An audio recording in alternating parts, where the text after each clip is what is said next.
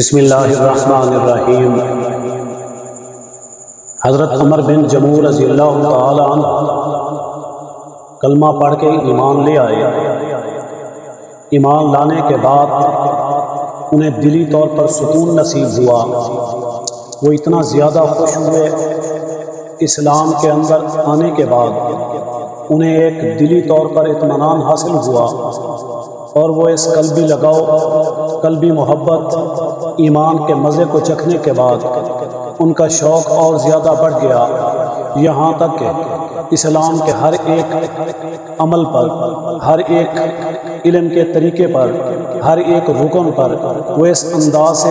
اس شوق سے، اس جذبے سے چلنے لگے کہ کوئی ایک بھی اسلام کا ایسا رکن کہ جو ان کی زندگی سے رہ جائے، بلکہ انہوں نے زندگی کو ایمان کے مطابق ڈھال لیا، اسلام کے مطابق ڈھال لیا، اور جذبہ جہاد ان کے اندر ابھر کر سامنے آیا، یہاں تک کہ جو زندگی ان کی گزر گئی اس پر تعجب کیا کرتے اور اس پر وہ حیرانگی اور افسوس کیا کرتے کہ وہ زندگی میں نے کیسے شرک کے اندر گزار دی، وہ زندگی کتنے غلط طریقے پر ختم ہو گئی، وہ وقت جو میری زندگی سے نکل گیا اللہ تعالیٰ مجھے اس سے معاف فرمائے، اور جو کچھ بچ گیا اسے میں اسلام کے لیے وقف کرتا ہوں۔ یہاں تک کہ حضرت عمر بن جموح اسلام لانے کے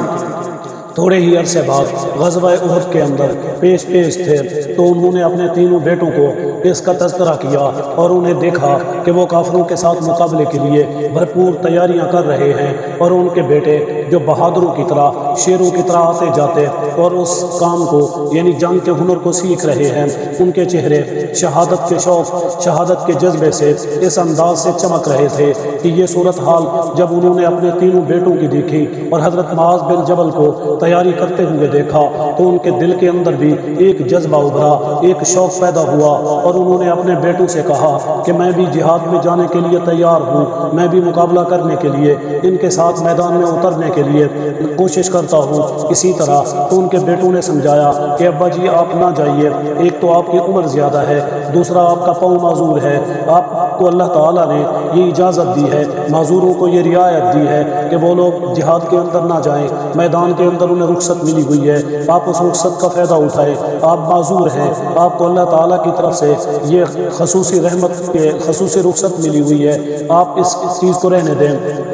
وہ اس بات سے ناراض ہوئے اور اسی ناراضگی کی شکایت حضور علیہ الصلوۃ والسلام سے جا کر کی، کہنے لگے کہ اے اللہ کے رسول، میں تو جہاد کے لیے تیار ہوں، میں اسلام کے ہر ایک رکن پر عمل کرنا چاہتا ہوں، چاہے کہ یہ پاؤں میرے لنگڑے ہیں لیکن میں اسی لنگڑے پاؤں کے ساتھ جنت میں داخل ہونا چاہتا ہوں، اسی انداز سے میں اللہ کے حضور پیش ہونے کے لیے تیار ہوں۔ آپ علیہ الصلوۃ والسلام نے آپ کے بیٹوں کو کہا کہ اسے کچھ نہ کہو بلکہ اسے اپنے حال پر چھوڑ دو، تو آپ کے بیٹے کہنے لگے کہ یا رسول اللہ یہ معذور ہیں، بوڑھے بھی ہیں، اب اس عمر بھی زیادہ ہو چکی ہے، ان کے لیے میدان میں مسئلہ نہ پیدا ہو جائے۔ آپ علیہ الصلوۃ والسلام نے فرمایا کہ آپ ان کو ان کے حال پر رہنے دو، جو یہ چاہتے ہیں اسی انداز میں اسے کرنے دو،